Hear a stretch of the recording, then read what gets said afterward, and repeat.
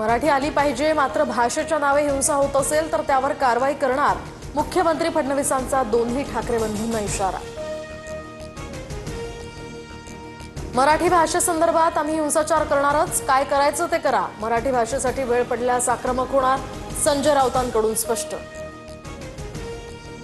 राजकीय मजबुरी असल्यानं दोघे ठाकरे बंधू एकत्र, बीएमसी निवडणुकांमध्ये महायुतीच जिंकणार, फडणवीसांचं वक्तव्य। तर विधान भवनात उद्धव ठाकरेंना मस्करीत म्हटलं, आता ऑफर देण्याचा काही प्रश्न नाही, फडणवीसांकडून स्पष्टीकरण। ठाकरे बंधू एकत्र झाल्याच्या धक्क्यातनं अजून फडणवीस सावरले नसल्यानंच अशी वक्तव्य, विनोद म्हणून पहा, संजय राऊतांची फडणवीसांवर टीका। पनवेलमध्ये मनसे शहराध्यक्ष योगेश चिलेंकडून डान्स बारवर दगडफेक, योगेश चिलेंसह 15 जणांवर गुन्हा दाखल।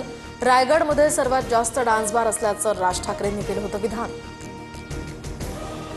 अनधिकृत बार सरकारनंच तोडावं, आम्ही तोडायची काय गरज, सरकार काय करतंय की सरकारच डान्स बार चालवतंय, मनसैनिकांच्या पनवेलमधील बारवरील दगडफेकीनंतर संदीप देशपांडेंची प्रतिक्रिया। मुंबईमध्ये योगेंद्र पवार यांचा आज साखरपुडा, साखरपुड्यानिमित्त शरद पवार आणि अजित पवारांसह संपूर्ण कुटुंब एकत्र।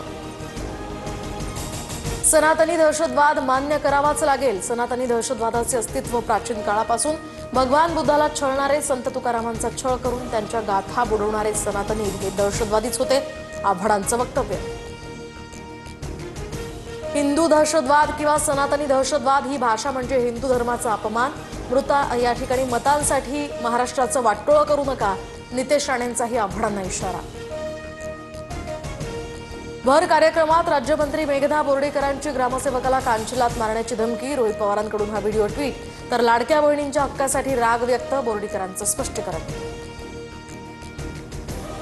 मनपाकडून दादरमधील कबूतरखाना तात्पुरता बंद, कबूतरखान्याच्या बंदीविरोधात दादरमध्ये जैन समाजाचा मोर्चा। कल्याण डोंबिवलीला लागलेल्या विकासाचं हे ग्रहण दूर करायचं असल्यास भाजपचा महापौर येणं गरजेचं, जोमानं कामाला लागा, मनपा निवडणुका स्वबळावर लढण्याचे रवींद्र चव्हाणांचे संकेत। मेघदूत बंगल्यातील गृहप्रवेशावेळी शंभूराज देसाई आणि त्यांच्या मातोश्रींना अश्रुनावर, याच बंगल्यात मंत्री शंभूराज देसाईंचा जन्म झाला, 55 वर्षांनंतर शंभूराज देसाई गृहप्रवेशावेळी भावुक। महादेवी हत्तीणी संदर्भात वनताराचा व्हिडिओ, पेटा इंडियाकडून पोस्ट, माधुरी हत्तीणीचं तिचं आरोग्य आणि रक्षण हाच आमचा एकमेव हेतू, वनताराकडून स्पष्ट, तर महादेवी हत्तीणीला परत आणण्यासाठी नांदणी ते कोल्हापूर पदयात्रा।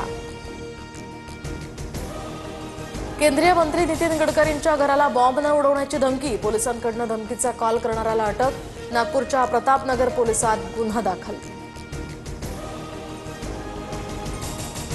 पुण्यातील कोथरूड पोलीस स्टेशनमध्ये मारहाण झाल्याचा महिलांचा आरोप, गृहमंत्र्यांनी घटनेची गांभीर्यानं नोंद घ्यावी, सुळेंची मागणी, तर आरोप खोटे आणि तथ्यहीन, कोथरूड पोलिसांचं स्पष्टीकरण।